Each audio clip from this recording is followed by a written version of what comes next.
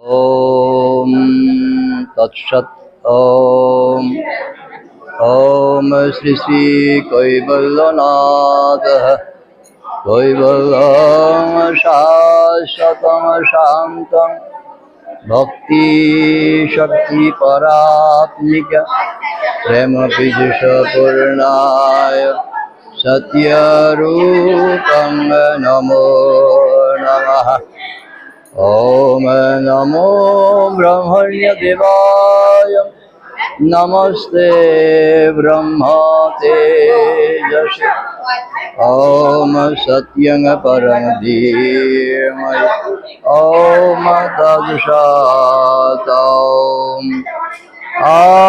ब्रह्मस्तंभ पर्यन्तं परमात्मा स्वरूपकं तावरं जंगमं चैव प्रणमामि जगद्गुरुं सर्वमंगलमंगल्ये शिवे सर्वार्थसाधिके शरण्ये त्र्यंबके गौरी नारायणी योगमाया कात्यायनी देवी जगद्धात्री दुर्गा देवी नमस्तुते।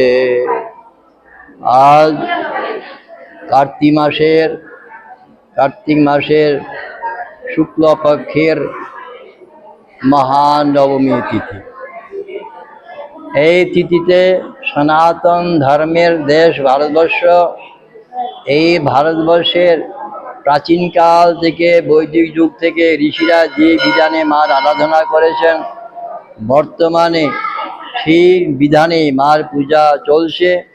মা জগদ্ধাত্রী, কথাটার মধ্যে আছে জগদ্ধাত্রী, অর্থাৎ মা জগৎকে ধারণ করে আছেন। প্রকৃতির নিয়মে আমরা আস্তে আস্তে ধর্মকে ভুলে যাই, আমাদের কৃষ্টি সংস্কৃতি ভুলে যাই, তখন ভগবানের আবির্ভাব হয়। তার সাথে মা ভগবতীও আসেন। यदा यदा हि धर्मस्य ग्लानिर्भवति भारत अभ्युत्थानमधर्मस्य तदात्मानं सृजाम्यहं परित्राणाय साधूनां विनाशाय तदुषितं धर्म संस्थापनार्थाय সম্ভবামি যোগে। ভগবান বললেন যে প্রত্যেকটা প্রাণীর মধ্যে, প্রত্যেকটা বস্তুর মধ্যে ধর্মকর্ম আছে। আমরা সৃষ্টির মধ্যে সর্বোত্তম দেহ পেয়েছি মানব দেহ। এই মানব দেহের একটা ধর্মকর্ম আছে, পশু পাখিদের একটা ধর্মকর্ম আছে, বৃক্ষলতা তাদের একটা ধর্মকর্ম আছে। প্রত্যেকে তার ধর্মকর্ম নিয়ে সবাই চলে।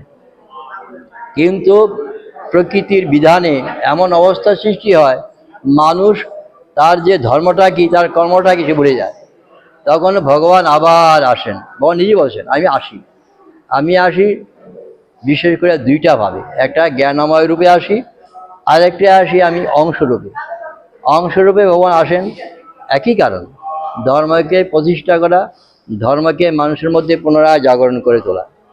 সেখানে মহাবীর, ভগবান বুদ্ধ, শঙ্করাচার্য, চৈতন্য মহাপ্রভু, রামকৃষ্ণ পরমহংসদেব, শ্রী রাম ঠাকুর, শ্রী অনুকূল ঠাকুর, হরিওম সর্বানন্দ, এরকম যারা জ্ঞানময় পুরুষ, তারা সবাই এসে আমাদের জ্ঞান দিয়ে গেছেন।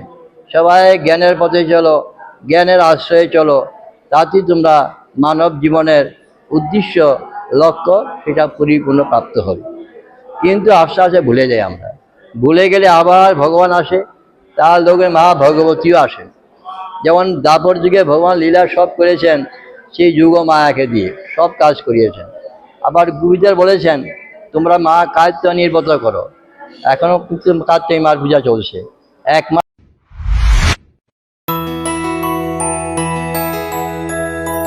স্বাদে ভরা ঘিয়ের সুবাস লংতরায়, কি ভালো খেতে। শুদ্ধ ঘিয়ের আবেশ ভরা লংতরায়, অপূর্ব সুগন্ধ, পুষ্টি ভরা ঘিয়ের খাবার, গাওয়া ঘি প্রিয় সবার লংতরায়। একেই বলে বিশুদ্ধ ঘি। বিশুদ্ধ ঘি নাম মনে রেখো লংতরায়। লংতরাই ঘি রোজ খাবারে তোমাকে চাই। লংতরাই